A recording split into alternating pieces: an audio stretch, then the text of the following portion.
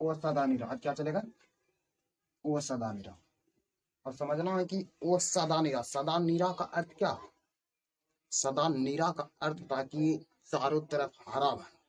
तुम लोग कभी बचपन में पढ़ा होगा एक राष्ट्रीय गीत के रूप में कि विजय विश्व तिरंगा प्यारा ऊंचा सदा, नहीं आता है? हाँ। विजय विश्व तिरंगा प्यारा ऊंचा सदा। सदा मतलब वो तिरंगा हमारा हरा भरा के रूप में लहराते हुए ऊंचाई पर उड़े। तो सदा निरा का अर्थ क्या होता है? हरा भरा। क्या होता है? हरा भरा। हरा भरा। और वो सदा निरा, ये जो है हमारे लेखक कौन है? जगदीश चंद्र माथुर।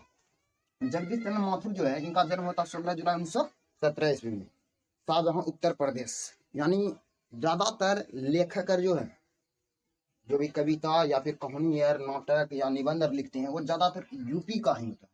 ऐसा क्यों होता है कि यूपी का है? क्योंकि हमारे भारत का सर्वश्रेष्ठ एक तरफ से कहा जाता है कि काशी जो है ना, वहाँ एक तरफ से अत्यधिक मात्रा में वो पूर्वज का जो है ना ज्यादातर वहीं पर निवास स्थान है। यही कारण जो है ना काशी एक प्रसिद्ध जगह है हमारे भारत का। यही कारण लेखक जो भी होते हैं ज्यादातर कहाँ के होते हैं? यूपी का, यानी वहीं के होते हैं। तो यानी ये जो लेखक जगदीश चंद्र माथुर हैं, ये जो अपने जीवन में जो भ्रमण किया हमारे देश के, यानी बिहार के चारों ओर जो भ्रमण किया था, यही भ्रमण के आधार पर उन्होंने अपने इस ओ सदा निरा में वर्णन किया है। उन्होंने सर्वप्रथम अपने चंपारण के बारे में बताया, ज्यादातर किसके बारे में? चंपारण। चंपारण के बारे में बताया कि वो एक तरफ से यात्रा कर रहे थे। कौन? माथुर जी।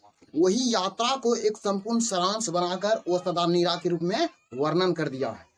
आज जो हम पढ़ रहे हैं, यह हम मतलब माथुर जी जो उस समय अपने समय में जो अपने देश में बिहार में घूमे, उसी के बारे में वर्णन किया है कि उस समय क्या क्या हुए थे मेन रूप से। अब समझना है क्या? ये चंपारण, चंपारण एक नंबर में क्वेश्चन पूछ सकता है कि बिहार में चंपारण किस दिशा में अवस्थित है। तुमको बोलना है कि बिहार में चंपारण कहाँ स्थित है, क्वेश्चन रहेगा। तुमको बोलना है कि बिहार में चंपारण यानी उत्तर और पश्चिम के कोने में स्थित है। कहाँ? यानी हमारा उत्तर इधर हो गया और पश्चिम किधर? इधर हुआ। इसके कोने में क्या अवस्थित है? चंपारण। और चंपारण के बारे में कहा जाता है कि उस समय बहुत ही उसके निकट यानी आसपास का जो क्षेत्र होता है बहुत ही हरा भरा था। क्या था? बहुत ही हरा भरा था, जिसके कारण माथुर जी उसका हेडिंग क्या लिख दिए हैं? ओ सदा निरा। हरा भरा होने का मतलब है कि एक तरफ से उस समय अत्यधिक मात्रा में वहां पर्यावरण या वृक्ष और बहुत जंगल था। कहाँ? चंपारण में। चंपारण जो है नेपाल और बिहार के सटे क्षेत्र से है। जैसे कि एगो भिखनाथोड़ी जो है ना, नेपाल के सटे निकट क्षेत्र है। तो ये चंपारण जो है, चंपारण के आसपास बहुत जंगल था और उस समय का जो भी वृक्ष होता था, वो बता रहे हैं लेखक माथुर जी उस समय जो भ्रमण किए थे, उस समय बता रहे हैं लेखक कि जब हम भ्रमण करते थे तो उस समय चंपारण के आसपास जो जंगल था, वह जंगल इतना विशाल होता था, मतलब एक पेड़ के नीचे सैकड़ों सैनिक छुप सकते थे, ऐसा था। लेकिन आज का दिन में देखो, आज एक पेड़ के नीचे कौन सी दूगो एगो तो आदमी अच्छा नहीं छुप सकता है। उस समय की बात कर रहे हैं कौन? लेखक। कि उस समय जो चंपारण है, ये चंपारण के आसपास जो जंगल होता था, उस समय एक पेड़ जो होता था वो बहुत ही विशाल होता था, और उस विशाल के साथ साथ उसके पीछे बहुत ही घना जंगल होता था, और जिसके कारण हरियाली है वहाँ की। जो चंपारण में रूप से क्वेश्चन बनेगा कि चंपारण किस नदी के किनारे थे? आंसर की बोलना है गंडक और पंडई नदी। यानी एक तरफ से गंडक नदी को उसी नगर में किस नाम से जाना जाता है? नारायणी के नाम से। क्वेश्चन क्या बनेगा? नारायणी के नाम से। क्वेश्चन पूछता है कि गंडक नदी यानी चंपारण किस नदी किनारे बसा? तो गंडक नदी। और गंडक को कुशीनगर में किस नाम से जाना जाता है? तो नारायणी नाम से बोलना है। और ये नारायणी यानी जो गंडक की कुछ जैसे नदी होता है, उसकी सहायक नदी। सहायक मतलब कौन सी? जो कुछ आगे दूर जाकर मिल जाए उसी को क्या कहा जाता है? सहायक नदी। तो गंडक नदी का अगर क्वेश्चन पूछे कि गंडक नदी की सहायक नदी कौन कौन है, तो उनको बोलना क्या? मसान और सिकराना। कौन है? मसान और सिकराना। इस पर बोल रहे हैं कि चंपारण एक जो हम की पर्यावरण होता है, तो वहाँ एक तरफ से हरा भरा बहुत क्षेत्र होता है। हरा भरा होने का वहाँ का वातावरण बहुत ही अनुकूलन होता है। उसी समय एक कर्नाट वंश के शासक नान्य देव, यानी क्वेश्चन पूछता है, यहाँ ध्यान दो, कर्नाट वंश का प्रथम शासक कौन था? नान्य देव। और वह 12वीं सदी में मिथिला की ओर भ्रमण करने के लिए जा रहा था। यात्रा यात्रा कर रहा था, उसी समय उसी रास्ते से गुजर रहे थे कौन, नौन्य देव। तो वो उसको जो है ना चंपारण का वातावरण बहुत अच्छा लगा। चंपारण का वातावरण हरा भरा रहने के कारण वहाँ का वातावरण शांत माहौल हुआ, और जिसके कारण उसको ये क्षेत्र अच्छा प्रभावित हो गया, मतलब उसको एक तरफ से नहीं कहता, रुचि आकर्षित हो गई। किसको, नौन्य देव को। उसी समय नौन्य देव ने अपने शासन और व्यवस्था को सब कहाँ एडजस्ट कर लिया, यानी चंपारण के ही क्षेत्र में एडजस्ट कर लिया, वही जंगल के किनारे। कौन, नौन्य थे, जो किस वंश का शासक है, कर्नाट वंश का। लेकिन जब ये 300 वर्षों तक रहा नौन्य देव, तभी उस समय 300 वर्ष के बाद फिर इसका शासक कौन बना, इसका शासक बना हरि सिंह देव। कौन बना, हरि सिंह देव। ये हरि सिंह देव थे उसी समय, यानी जब नौन्य देव नहीं रहे थे तब। इसके बाद मतलब वो तो 12वीं सदी में थे नौन्य देव। तो जब ऐसे चलते गया तब उसके बाद आया एक विदेशी, यानी तुगलक वंश का। तुगलक वंश का शासक गयासुद्दीन तुगलक है। क्या है, गयासुद्दीन तुगलक। गयासुद्दीन तुगलक का नाम यानी एक तरफ से ये जो है ना सभ्यता और संस्कृति पर बहुत कम है, ये ऐतिहासिक है। ये जो लिखा है वो सब ये मेन रूप से क्या है, ऐतिहासिक। हम लोग इतना हमारा वर्णन जो है ना इतिहास में करते हैं, जब हम लोग इतिहास पढ़ते हैं। ये मेन रूप से कहानी हिस्टोरी के तौर पर दिया गया है, जो वर्णन किया है इसमें माथुर जी। तो उसके बाद कौन आया, तुगलक वंश का शासक कौन, गयासुद्दीन तुगलक। ये इसीलिए लिख दिए हैं ताकि तुम इससे ऑब्जेक्टिव लिख सकता है, ठीक है ना। तो तुगलक वंश का शासक कौन था, गयासुद्दीन तुगलक। 1325 ईस्वी में वो भी उसी रास्ते से गुजर रहे थे। किस रास्ते थे, यानी चंपारण के रास्ते से, जो कि एक बार पहले नौन्य देव गुजरे थे, तो उसको प्रभावित कर दिया, आकर्षित कर दिया, जिसके कारण वो अपना सब शासन व्यवस्था वहीं पर एडजस्ट कर लिया। तो उसी रास्ते से 1325 ईस्वी में तुगलक वंश के शासक गयासुद्दीन तुगलक भी उसी रास्ते से होकर जा रहे थे, और उसको भी, यानी उसको मतलब कौन चीज, यानी गयासुद्दीन तुगलक को भी वह क्षेत्र क्या हो गया, भाग आकर्षित हो गया उस क्षेत्र से, जिसके कारण गयासुद्दीन तुगलक अपने सैन्य शक्ति से इस क्षेत्र को जाना पहचाना। तो सेना ने बताया कि यहाँ सबसे पहले यहाँ एक नौन्य देव आकर बैठे हैं, जो कि शासन व्यवस्था स्टार्ट किए हैं।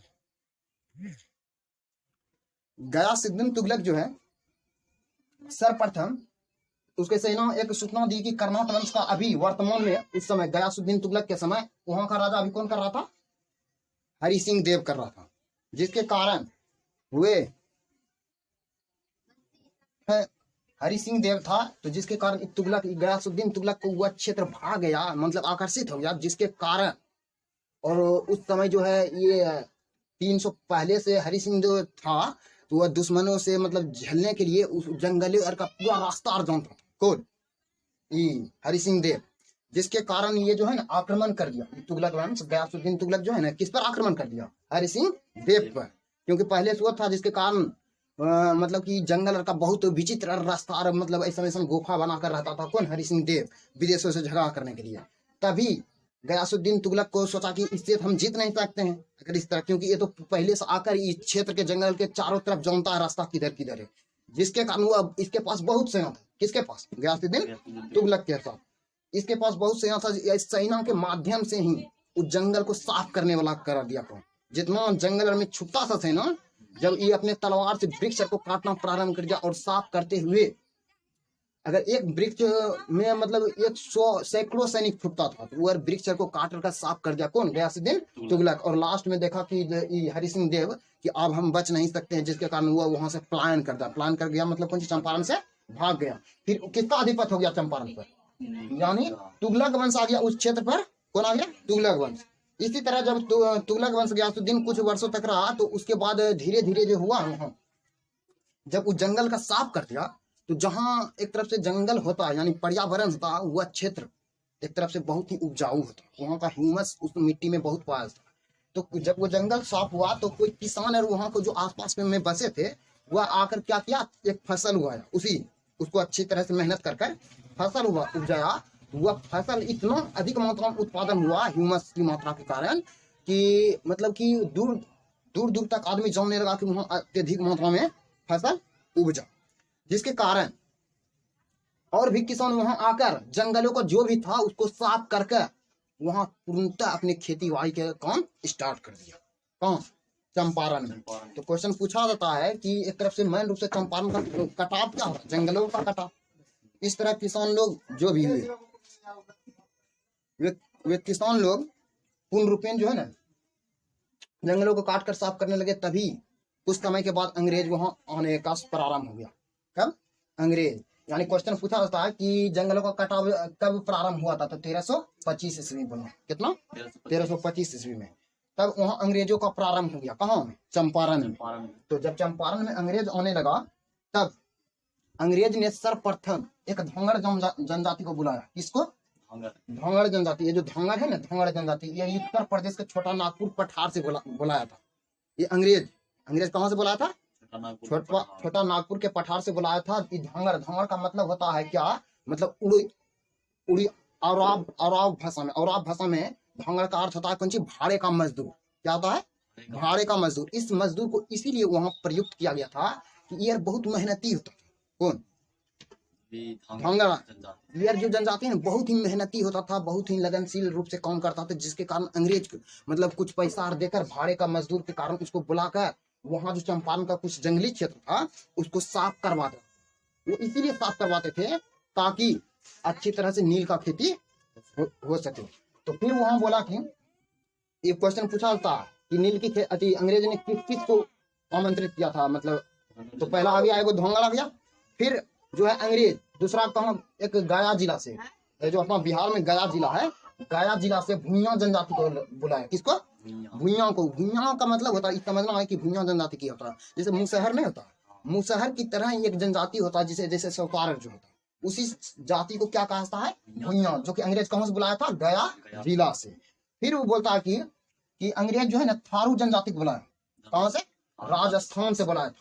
थारू जनजाति के बारे में समझो कि थारू जनजाति इतना कलाकार होता था, मेहनती के साथ साथ मजदूर जो है वहां का राजस्थान का कलाकार के साथ साथ एकदम मेहनती भी था, जिसके कारण ये तीनों जनजाति को बिहार के चंपारण में बुलाकर वहां खेतों को साफ करवाकर और वहां नील की खेती का विस्तार करवाना चाहते थे। कौन? अंग्रेज से। तो ये थारू जनजाति के बारे में समझना कि थारू जनजाति जो है मेन रूप से कहाँ है निवास करती है, यानी थारू शब्द एक मरुस्थल से आया जो राजस्थान का निवास है। ये थारू जनजाति जो है उस समय बता रहा है लेखक, जो यात्रा किए थे लेखक बोलते हैं कि थारू जनजाति जो है ना बहुत ही कलाकार होते थे। क्या होते थे? कलाकार।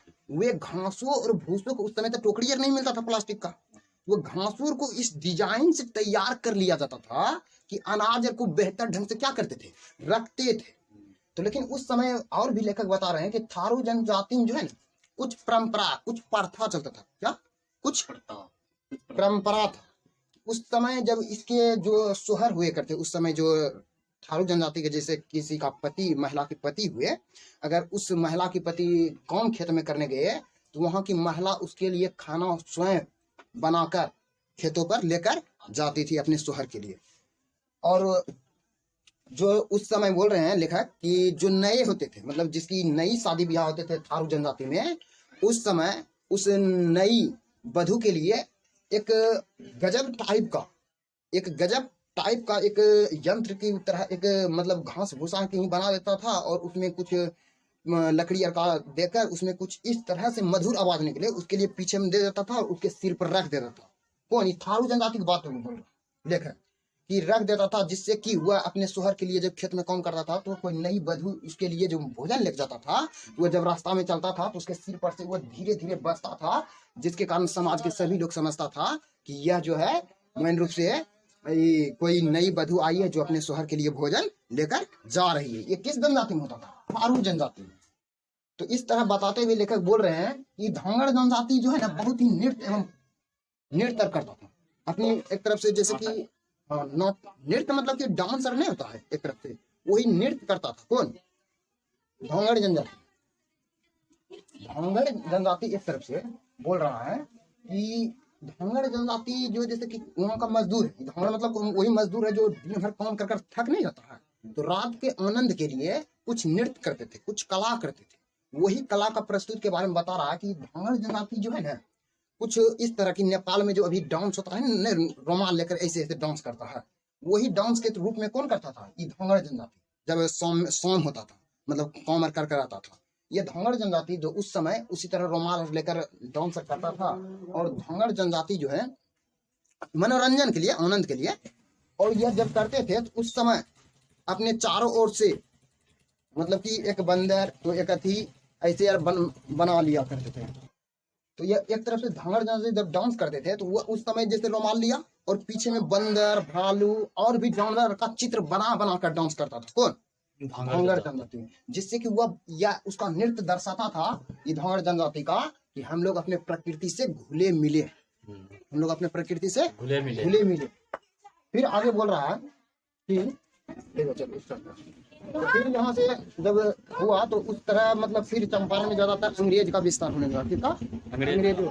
जब अंग्रेज ने विस्तार कर लिया तो उस देखा कि यहाँ का शांत मजदूर होने के कारण अंग्रेज उस पर शासन करने लगा। क्या करने लगा? शासन। जब शासन करने लगा तो वह सर्वप्रथम यानी उस समय चंपारण में एक अंग्रेज अधिकारी अमोलवा के रहने वाले थे। कहाँ? अमोलवा में निवास करते थे।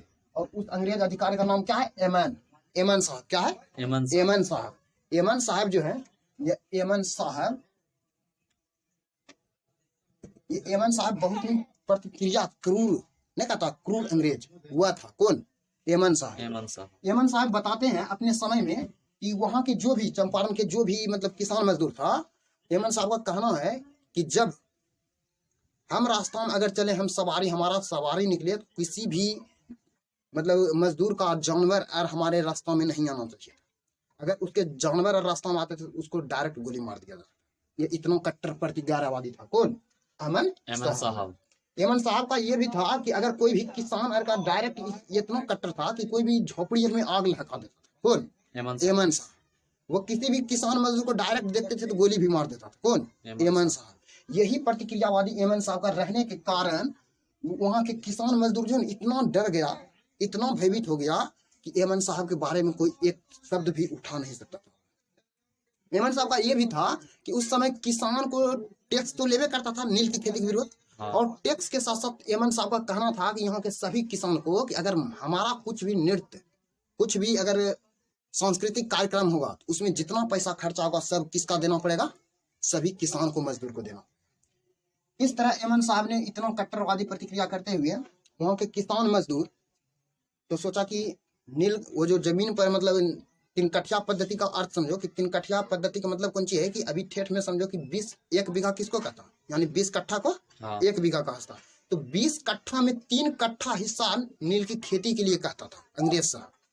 अंग्रेज सभी किसान को चंपारण में क्या कहते थे कि 20 कट्ठा में आपको 3 कट्ठा नील की खेती करना होगा और 17 कट्ठा आपको अनाज की। ये कौन कहते थे? यानी अंग्रेजी साहब एमएन साहब कहते थे। यही कारण क्योंकि उस समय जो नील का मतलब कि कुछ रंगीन पदार्थ के लिए जो होता था विदेशों में यहाँ से भारत ले जाकर बेचते थे अंग्रेज साहब, तो अधिक मात्रा में उसको मुनाफा होता था अंग्रेज सबको, जिसके कारण किसानों को एक रूप से कहता था कि ज्यादातर नील की खेती करने के लिए। और इस 3 कठिया पद्धति के हिसाब से जब वहाँ के किसान बहुत बर्दाश्त करते हुए सहते हुए, तब वहाँ के एक किसान था राजकुमार शुक्ल। कौन था? राजकुमार शुक्ल। उन्होंने ही महात्मा गांधी को बुलावा दिया। और राजकुमार शुक्ल ने महात्मा गांधी को बुलाया तो उस समय चलता था कि चंपारण के किसान बहुत डरे थे और उस समय अंग्रेजी सरकार जो एमएन साहब है बहुत ही कट्टर प्रतिक्रियावादी था, जिसके कारण महात्मा गांधी को बुलाने के लिए राजकुमार शुक्ल ने मतलब एक पत्र लिखा और पत्र के माध्यम से बुलाया। तो वहाँ आए महात्मा गांधी, तो आ ही रहे थे। वो सुनी हुई बातों पर विश्वास नहीं करते। महात्मा गांधी में क्या महानता छुपी थी कि अगर आप जाकर महात्मा गांधी को बोल देते कि चंपारण के किसान बहुत मतलब कि कष्ट में है, तो वह कभी उस पर किसी बातों पर सुना हुआ बात पर, मैन रूप से महात्मा गांधी सुना हुआ बात पर कभी विश्वास नहीं करते थे। वह उसमें यही महानता था कि वो जब तकला अपनी आंखों से नहीं देखते थे तब तकला वह किसी और के यहाँ नहीं जाते थे। तो महात्मा गांधी इस तरह बुलावा आया तो महात्मा गांधी उसकी बातों पर सुनकर नहीं, बस वह स्वयं देखने के लिए कहाँ चले गए? चंपारण। और जब चंपारण क्वेश्चन पूछा जाता है कि महात्मा गांधी चंपारण कब आए थे, महात्मा गांधी चंपारण कब आए थे? अप्रैल 1917 ईस्वी। कब आया था? अप्रैल 1917 ईस्वी। यानी गांधी जी जब, यानी क्वेश्चन एगो सुन लो, ये जीके जीएस यानी कंपटीशन के लिए कि गांधी जी का बचपन का नाम क्या है? लगभग कोई नहीं जानता होगा। गांधी जी का बचपन का क्या नाम है? मेन्यू। क्या है? मेन्यू। गांधी जी का बचपन का क्या नाम है? मेन्यू। क्वेश्चन पूछा जाता है कहीं भी यूपीएससी बीपीएससी जहां पढ़ा करता हूँ तो गांधी जी का बचपन का क्या नाम है? मेन्यू। मेन्यू याद रखना। ये बोल रहा है कि गांधी जी जब चंपारण आए तो वहां के देखा कि किसान में सर्वप्रथम डरा हुआ था। वहां का किसान क्या होता? डरा था, भयभीत। और यही कारण गांधी जी ने सर्वप्रथम वहां की बोला, अगर यहाँ किसानों के विरोध यानी अंग्रेजों के साथ विरोध करना है यहाँ के किसानों के लिए, तो सर्वप्रथम हम किसानों में क्या एक जोश जज्बा पैदा करना, उसके प्रति क्या भड़काना पड़ेगा, जिसके कारण उन्हें शिक्षा और शिक्षित होना बहुत जरूरी है। महात्मा गांधी कहे कि यहाँ के किसान को शिक्षित होना बहुत जरूरी है। और गांधी जी यह नियम लागू करते हुए कि शिक्षित और साक्षर, समझना, एक होता है शिक्षित, एक होता है साक्षर, दोनों में बहुत अंतर है। शिक्षित कहने का मतलब है कि पूर्ण रूपेण आपको व्यवहारिक रूप से जो ज्ञान है, किसी की व्यवस्था को आप लागू करने के लिए जो सक्षम होते हैं, व्यवहारिक बुद्धि होता है बाहरी है, उसे उसको शिक्षित कहा जाता है। और साक्षर का मतलब हुआ आपको अक्षर ज्ञान है, आप किसी भी किताब को देख लग कर क्या कर सकते हैं? पढ़ सकते हैं, उसे साक्षर कहा जाता है। तो महात्मा गांधी ने सर्वप्रथम 10th क्लास में लिया है कि अक्षर ज्ञान। महात्मा गांधी ने किस पर सर्वप्रथम ध्यान दिया था? अक्षर ज्ञान पर। और इस पद्धति पर लेते हुए उन्होंने सर्वप्रथम गांधी जी ने सर्वप्रथम तो गांधी जी ने चंपारण के किसानों के लिए सबसे प्रथम शिक्षित होने का व्यवस्था किया। और उसके लिए उन्होंने बेलगांव से, कहां से? बेलगांव से पुंडलिक जी को बुलाया। बेलगांव से किसको बुलाया? पुंडलिक जी को। ये एक शिक्षक थे। पुंडलिक जी क्या थे? शिक्षक थे। पुंडलिक जी में क्या एक मतलब उसकी गुण था, वो निडर था, वो किसी भी अंग्रेज और सिपाही से नहीं डरता था। कौन? पुंडलिक जी। जब पुंडलिक जी आए तो उन्होंने सर्वप्रथम अमोलवा में, जो एमन साहब का निवास स्थान था ना, तो गांधी जी बोला सर्वप्रथम वहाँ के किसान उससे डरे हुए हैं, सर्वप्रथम वहीं एक विद्यालय का निर्माण कर वहीं शिक्षा व्यवस्था का स्टार्ट कीजिए। जिसके कारण महात्मा गांधी ने कहा, और पुंडलिक जी वहाँ आकर, बेलगांव से आकर वहाँ एक एमएन अंग्रेजी सिपाही जो एमएन साहब था, उसके सामने ही एक विद्यालय व्यवस्था कर वहाँ के स्टूडेंट को शिक्षित करने का प्रयास करने लगा था। वहाँ के बारे में कहा जाता है कि जब एमएन साहब निकलते थे तो वहाँ के सभी किसान उसके स्वागत में जुटते थे, और जो किसान नहीं जुटते थे तो एमएन साहब उसको गोली मार दिया करते थे। जिसके कारण उस दिन जब पुंडलिक जी वहाँ मतलब स्टूडेंट को शिक्षित कर रहे थे, उसी समय एमएन साहब की एक गाड़ी निकली। कौन सी निकली? गाड़ी, सवारी निकली। और सवारी में जो पुंडलिक जी पढ़ा रहे थे, डायरेक्ट इसके पास ही गए थे पुंडलिक। तो चलो आज देखते हैं कि कौन आ रहा है, हम जो सब मतलब चंपारण के किसानों को शिक्षित कर रहा है, आज इसका हिसाब किताब करते हैं, ये एमएन साहब बोल रहे हैं। तो वहाँ गए तो पुंडलिक जी गए, तो फिर भी पुंडलिक जी उसके सामने उसके स्वागत में कभी जुटे नहीं। तो ये बोला कि ये भी एक शिक्षा, आप सभी स्टूडेंट को ये भी एक शिक्षा है, जो कि कोई जरूरी नहीं कि हम उससे डरे हैं तो हम उसकी व्यवस्था में शामिल हो जाएं। जिसके कारण वहाँ के जो भी स्टूडेंट पुंडलिक जी को ये ऐसी निर्भीकता देखकर, ऐसी निडरता को देखकर वहाँ के सभी स्टूडेंट में यह जज्बा हो गया और अंग्रेजों को खिलाफ करने का कुछ मनोबल पर। फिर वहां से जब महात्मा गांधी चले तो इस प्रकार पुंडलिक जी और भी, जैसे उस समय दूसरी और जो चंपारण के क्षेत्र था तो उस और उतना प्रभाव नहीं था जितना चंपारण में था।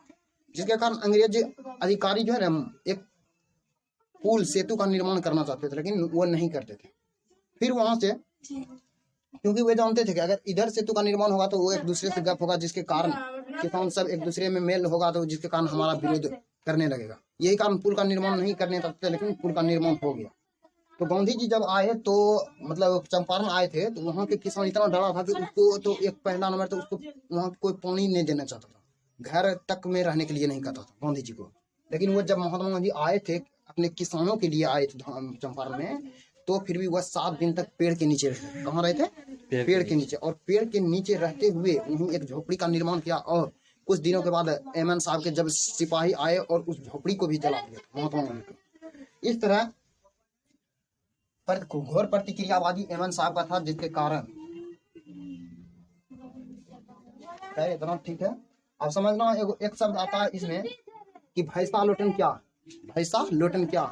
भैंसा लोटन के बारे में लेखक लिखते हैं कि भैंसा लोटन जो है ना, यह शब्द मतलब कुछ लोगों उसके समय से पहले भी लोग कहते थे कि मगरमच्छ और हाथी के बीच भयंकर युद्ध हुआ था। मगरमच्छ और हाथी के बीच भयंकर युद्ध हुआ था। वही घटनाओं को क्या बोल रहे हैं? भैंसा लोटन। और भिकना तोड़ी तो बताइए कि नेपाल में स्थित है। इस तरह कहानी का पूरा पूर्ण रूपेण सारांश हो गया। अब क्वेश्चन आंसर कर देखते हैं,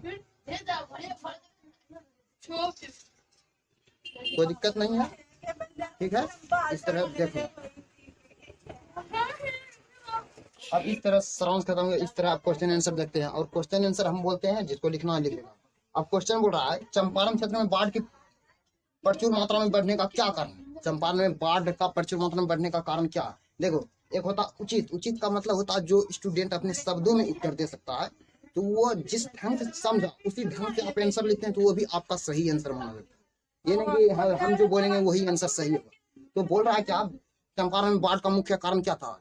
चंपारण में बाढ़ का मुख्य कारण यही था कि वहां जब जंगलों का कटाव होने लगा तब से वहां की नदियां एक विकराल रूप ले लिया था। तब से ही बाढ़ पीड़ित का प्रारंभ वहां चंपारण से हुआ और वहां के आसपास के जो भी क्षेत्र होते थे वहां मैन रूप से क्या डूब जाते। और जिस समय जंगल वहां नहीं काटा था उस समय वहां की नदियां शांत रूप से बहती थी, एक चंचल की तरह बहती थी। यही लिख देना बस हो जाएगा। अगला क्वेश्चन है इतिहास की क्रिमिया प्रक्रिया का आश्चर्य क्या? इतिहास की क्रिमिया का आश्चर्य प्रक्रिया क्या? इसका आंसर लिखना है, इसका आंसर लिखेगा। क्वेश्चन है इतिहास की क्रिमिया प्रक्रिया क्या है? तुम लिखेगा, जिसको लिखना है इस किताब में दिया है, लिखेगा चंपारण में 12वीं सदी में, यानी उस समय की बात बता रहे हैं, चंपारण के 12वीं सदी में लगभग 300 वर्षों तक किसका शासन रहा? 300 वर्षों तक बताए थे ना, 300 वर्षों तक किसका? नान्यदेव, कर्नाटक वंश का शासन रहा था, नान्यदेव का शासन रहा। और उसी समय यानी कर्नाटक वंश का शासन रहा। इस वंश के प्रथम राजा नान्यदेव चालुक्य नृपति विक्रमादित्य के सेनापति थे। लिखो जल्दी, चालुक्य वंश के नृपति विक्रमादित्य के पुत्र थे जो नेपाल और मिथिला के विजय यात्रा पर आए थे। वो यार जो विजय यात्रा पर जा रहे थे, कहाँ? विजय यात्रा जा रहे थे। आगे लिखेगा फिर वही बस गए थे, वो जाते थे और उसी रास्ता में वो इतना प्रभावित हो गया उस क्षेत्र देखकर, वह क्षेत्र में ही कौन ये नान्यदेव बस गए थे। आगे लिखेगा उसमें सुदूर दक्षिण स्तर पर रक्त और संस्कृति के प्रदेश पर निधि बनी इतिहास को प्रक्रिया को, निधि बनी देश की प्रक्रिया को अखंडता हुए देखते हुए उस क्षेत्र पर पूरी तरह अपनी व्यवस्था को जागरूक कर लिया। नान्यदेव कर्नाटक वंश के और हरि सिंह देव तक चला और लास्ट में व्यासुद्दीन वंश आ गया और चंपारण में ही बस गया। यही प्रक्रिया को क्या कहा था? क्रिमी प्रतिक्रिया। अगला क्वेश्चन बोल रहे हैं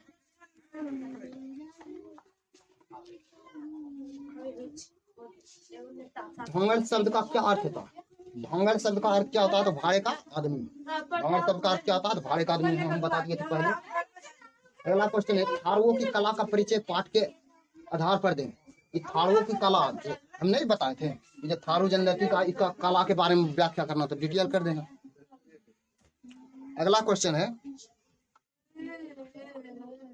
अंग्रेज के नीली किसानों पर क्या अत्याचार करते थे? अंग्रेज यानी एक तरफ से क्वेश्चन में अगर एगो चंपारण शब्द जोड़ जाए तो और सुंदर बनेगा। यानी चंपारण में अंग्रेज नीले किसानों पर क्या अत्याचार करते थे? चंपारण में नीले किसानों पर इसका पूर्ण व्याख्या करेगा कि चंपारण में जब अंग्रेज आए थे तो वहां सर्वप्रथम भांगड़ और भूइयां और थारू जनजाति को लाया था और जो अत्यधिक मेहनत करता था। और यह अत्यधिक मेहनत करने के पश्चात बहुत मेहनती था और यह वहां के प्रत्येक क्षेत्रों में 20 कट्ठा पर 3 कट्ठा नील की खेती के लिए अनुरोध किया और उसके पश्चात 17 कट्ठा पर आप अनाज उपजा सकते हैं। और वही एक एमएन साहब अंग्रेजी अधिकारी था जो वहां के सभी किसान मजदूर पर अत्यधिक घोर प्रतिक्रियावादी शासन करता था। यही प्रतिक्रिया को देखकर किसानों ने राजकुमार शुक्ल एक हेड था जो गांधी जी को आमंत्रित किया। वहां आकर फिर गांधी जी ने चंपारण की सभी व्यवस्था को सुदृढ़ किया। इस तरह पूरा व्याख्या कर देगा जो हम पहले पीछे बढ़ाए।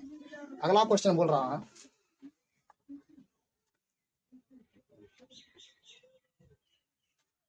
चंपारण में शिक्षा की व्यवस्था के लिए गांधी जी ने क्या किया था? चंपारण में शिक्षा की व्यवस्था के लिए गांधी जी ने सर्वप्रथम वहां के व्यक्ति को शिक्षित करना, यही बताया कि जो भी स्टूडेंट और छात्र वर्ग के हैं और जो भी किसान है उसको शिक्षित यानी अंग्रेजों से निर्भीकता यानी निडर होकर जीने के लिए सिखाया। उसके बाद वो किसी बातों पर गांधी जी किसी बातों पर ध्यान नहीं देते थे। तो कोई उसको बोल दे तो वो उस सुना हुआ बात पर ध्यान नहीं देते हुए मैन रूप से अपना प्रैक्टिकल रूप से उसको जब तक निरीक्षण नहीं करते थे वह तब तक वहां नहीं जाते थे।